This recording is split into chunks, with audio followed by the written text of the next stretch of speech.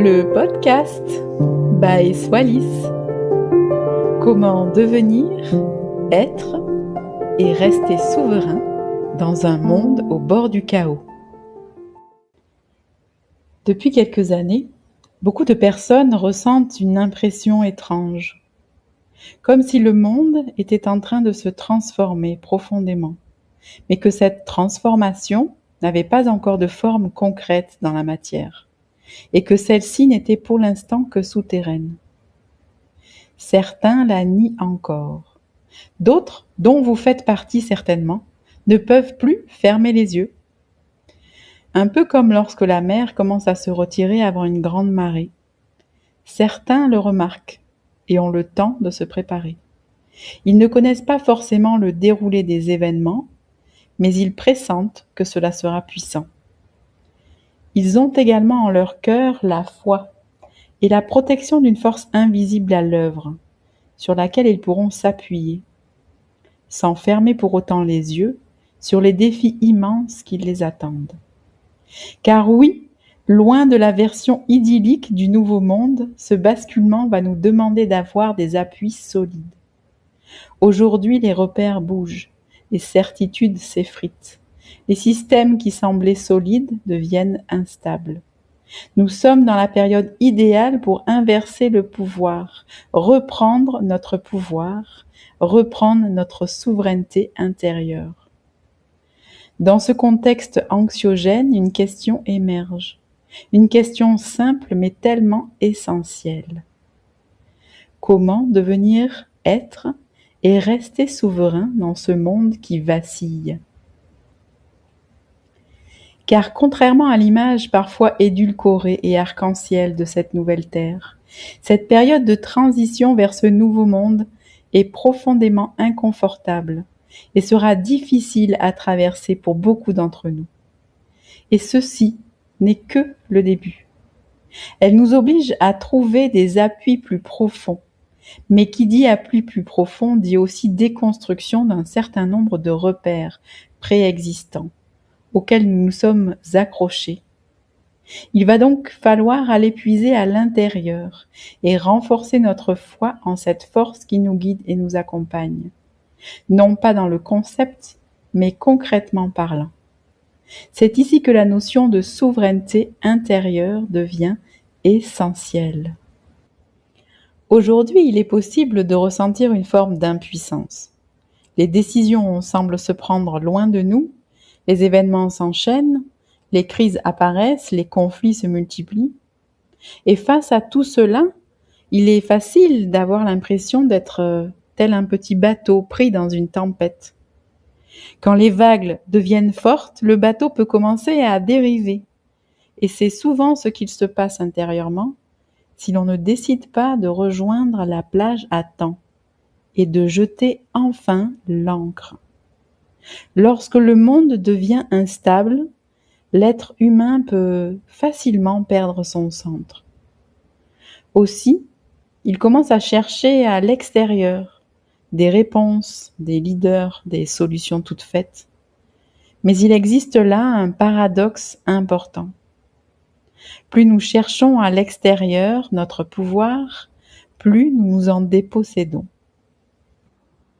C'est un peu comme si nous donnions les clés de notre maison intérieure à quelqu'un d'autre et que pendant notre absence, il fasse à l'intérieur ce que bon lui semble.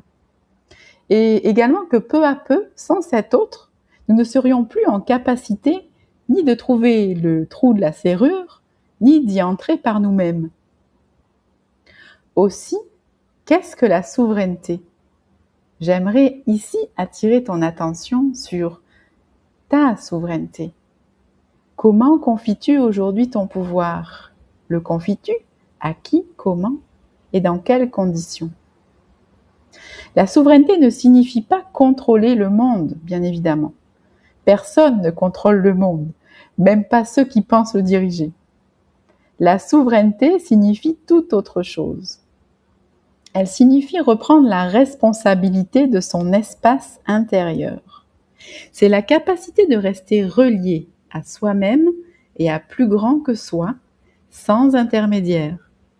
C'est rester fidèle à ses valeurs, à sa conscience, à sa vérité, même lorsque l'environnement devient instable.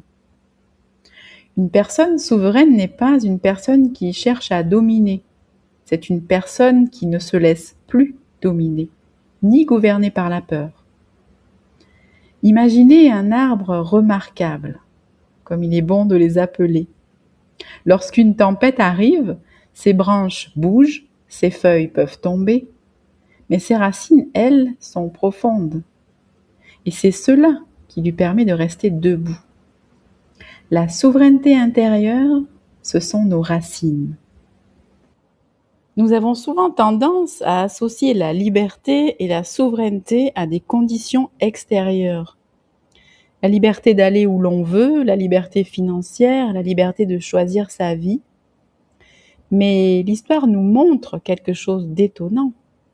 Certaines personnes ont été profondément souveraines et libres intérieurement dans des contextes extrêmement difficiles. Et d'autres, tout au contraire, ont vécu dans des sociétés très confortables, tout en se sentant profondément enfermés. Pourquoi ? Parce que la liberté et la souveraineté commencent dans un lieu invisible, dans la manière dont nous pensons, dans la manière dont nous percevons le monde, dans la manière dont nous choisissons de répondre aux événements.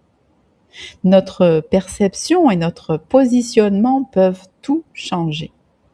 Cet espace intérieur, personne ne peut nous l'enlever. Et c'est là, dans cet espace, que commence notre souveraineté. Ici, permettez-moi de déployer 3 piliers essentiels de la souveraineté. Car cultiver notre souveraineté intérieure n'est pas quelque chose de compliqué, mais cela nous demande de la pratique. Et il existe pour cela 3 piliers essentiels, très simples. Le premier pilier est la conscience et l'observation. Observez ce qui se passe dans le monde, bien évidemment, mais observez ce qu'il se passe en vous. Vos réactions, vos émotions, vos peurs, vos croyances. Votre esprit est tel le ciel. Vos pensées sont telles des nuages. Les nuages deviennent parfois sombres. Mais le jour d'après, cet espace est totalement bleu. Aussi, même si ce qui constitue cet espace du ciel change, l'espace lui-même est toujours présent, est toujours là. Et lorsque nous développons cette conscience, cette présence, nous apprenons pas à pas à observer les nuages, sans nous identifier totalement à eux cependant. Bon, je vous l'accorde, selon les événements, ce discernement sera quelque peu plus complexe. Mais vous allez réussir à rétablir cet espace vierge, malgré les nuages. Ceci est la première étape de toute transformation. Et vous pouvez déjà vous féliciter si vous êtes dans cette observation, car vous avez déjà une grande partie de votre solution. Car ce que nous pouvons observer, nous pouvons aussi le transformer. Nous devenons à cet instant créateurs. Le deuxième pilier pour déployer sa souveraineté est la responsabilité. Être souverain signifie reprendre la responsabilité de sa vie. Pas dans un sens culpabilisant, mais dans un sens profondément libérateur. Cela signifie reconnaître que nos choix, nos pensées, nos actions ont un impact. Même dans un monde complexe, nous gardons toujours cette marge de liberté. Il est possible d'avoir l'impression que celle-ci est petite parfois, mais elle existe toujours. Un joueur d'échecs ne contrôle pas les coups de son adversaire, mais il peut toujours choisir sa prochaine pièce à déplacer. Et parfois, un seul mouvement peut changer toute la partie. Le troisième pilier est la créativité. La créativité est l'une des expressions les plus puissantes de la souveraineté. Parce que créer, c'est refuser d'être uniquement spectateur du monde.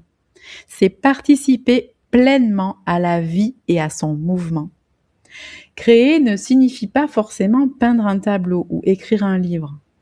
Créer peut être jardiner, imaginer un projet, aider quelqu'un, transformer une idée en action. Chaque acte créatif est une manière de dire « je ne subis pas le monde, j'y participe, je crée dans son mouvement intérieur, dans le mouvement de la vie ». Et c'est un peu comme allumer une petite lampe dans l'obscurité.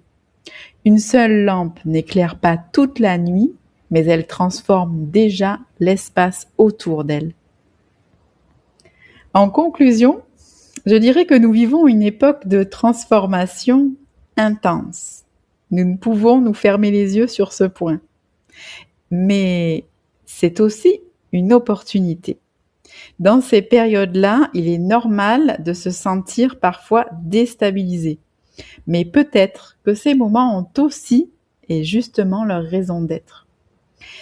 Ils nous invitent à déplacer notre centre de gravité, à ne plus chercher uniquement la stabilité à l'extérieur de nous-mêmes, mais à la cultiver à l'intérieur de notre être. Parce qu'au fond, la véritable souveraineté n'est pas un pouvoir sur le monde. C'est la capacité de rester aligné avec sa propre conscience, même lorsque le monde vacille autour de nous. Être souverain, c'est devenir le gardien de son propre royaume intérieur et de le considérer tel ce royaume. Un royaume invisible, mais incroyablement puissant. Ici, vous avez le pouvoir. Aussi, je vous laisserai aujourd'hui avec cette question. Que pourriez-vous décider dès maintenant pour déployer, renforcer et cultiver votre souveraineté intérieure? Merci d'avoir partagé ce moment avec moi. Et si cet épisode a résonné en vous, je vous invite à le partager et à m'écrire vos ressentis en commentaire. Je serai heureuse de vous lire et vous remercie de faire grandir cette chaîne. Abonnez-vous pour recevoir les prochaines vidéos. Et si vous souhaitez aller plus loin, je vous invite à écouter les extraits de mon livre « Entre deux mondes, la création » et à le commander si le cœur vous en dit. Le lien se trouve en description de chaque vidéo. À bientôt!